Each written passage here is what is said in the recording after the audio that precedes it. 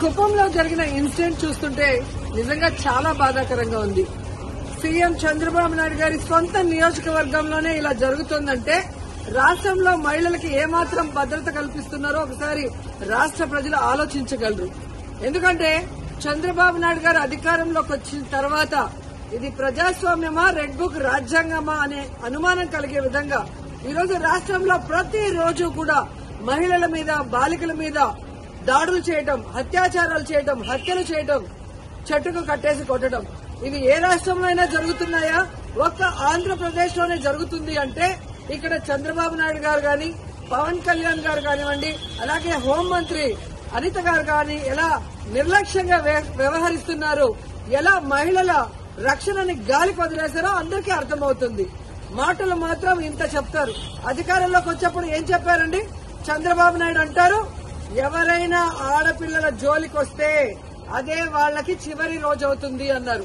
మరి మీ సొంత నియోజకవర్గంలో భర్త అప్పు చేశాడని భార్యని చెట్టు కట్టేసి కొడుతుంటే మరి మీరు ఏం చర్యలు చేపట్టారు?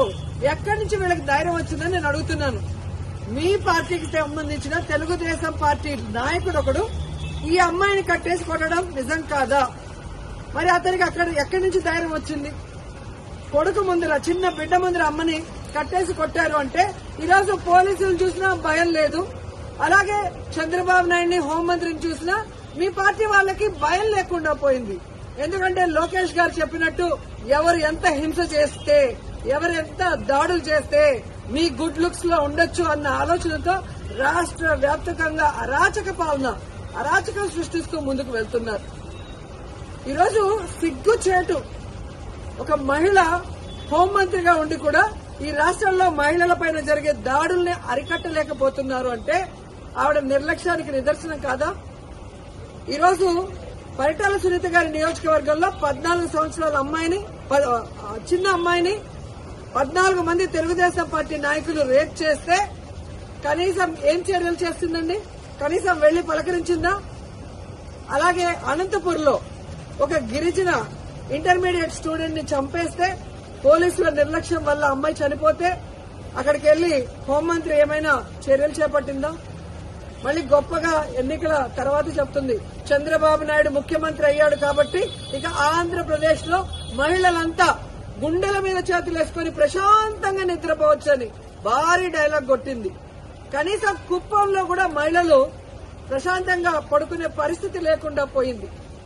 ఈరోజు ఆవిడ సెల్ ఫోన్ లో ఏ విధంగా వీడియో కాల్ చేసి పరామర్శిస్తోందంటే ఈవిడ అహంకారానికి నిదర్శనం కాదని నేను అడుగుతున్నా. హోంమంత్రి అంటే రాష్ట్రంలో మహిళలకి, ప్రజలకి రక్షణ కల్పించాల్సిన బాధ్యత ఉంది.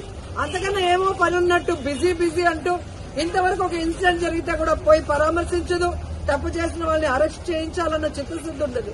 సాక్షి ఈ విషయాన్ని వెలుగులో తెచ్చేంత వరకు ఇటు చంద్రబాబు నాయుడు గారికి గాని, అటు హోంమంత్రికి గాని విషయం తెలియలేదు, చర్యలు చేపట్టలేదంటే అంతకన్నా సిగ్గుచేటు ఏదైనా ఉందా?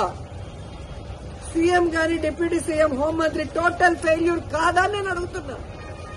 ఇంతవరకు సంవత్సరం అవుతుంది. మహిళల భద్రత గురించి ఏ రోజైనా మీరు ఒక కమిటీని వేసి ముఖ్యమైన నాయకులు దాని మీద డిస్కషన్ చేశారా?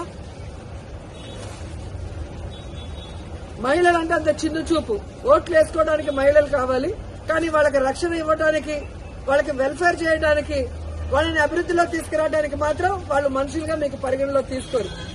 ఇప్పటికైనా చంద్రబాబు నాయుడు గారు, పవన్ కళ్యాణ్ గారు, లోకేష్ గారు, అనిత గారు రెడ్ బుక్ రాజ్యాంగాన్ని పక్కన పెట్టి ముందు ఆడపిల్లకి రక్షణ కల్పించాల్సిన బాధ్యత తీసుకోండి. తప్పు చేసిన వాడు తెలుగుదేశం వాడైనా శిక్షించడానికి ప్రయత్నించండి. అంతేగాని టీవీల ముందు కూర్చొని చంద్రబాబు నాయుడు చెప్పాడు కదా అని జగన్మోహన్ రెడ్డి గారిని, భారతమ్మని తిట్టడానికి, సాక్షి మీద కేసులు పెట్టడానికి టైం ఉన్న హోంమంత్రి గారికి నేరస్తుల్ని శిక్షించడానికి టైం లేదని అడుగుతున్నాం. వాటి మీద కాన్సన్ట్రేట్ చేయని హెచ్చరిస్తున్నాం.